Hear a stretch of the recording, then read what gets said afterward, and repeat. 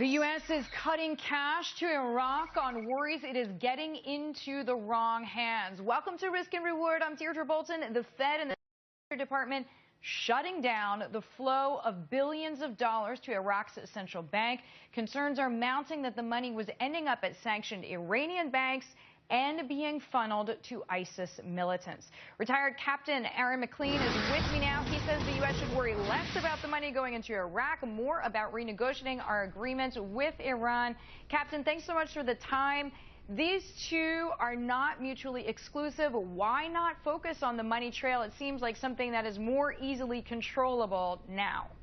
Well, look, it's really hard to focus on that money trail when we seem to lack Iraqi partners who want to do the right thing and keep this money out of ISIS and Iranian hands. Look, this is a really remarkable story. For over a year now, the U.S. government has been leveling some very serious allegations behind closed doors that the Iraqi central bank, when it receives U.S. cash under a legitimate deal, then turns that cash over to other parties who in turn then apparently are providing it to ISIS on the one hand and these Iranian banks on the other hand. And the most remarkable part of the story is that month after month, as the U.S. government is trying to do something about this and get Iraqi help, it turns out that it takes actually shutting down the flow of cash briefly over the summer to get their attention and get their participation in stopping it.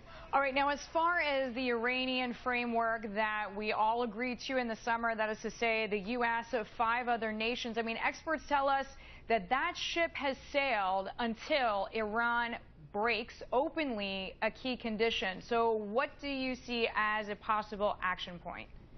Well, look, yeah, that ship has sailed for sure, but it's worth reflecting on the great irony of the story that came out today here about the cash flow.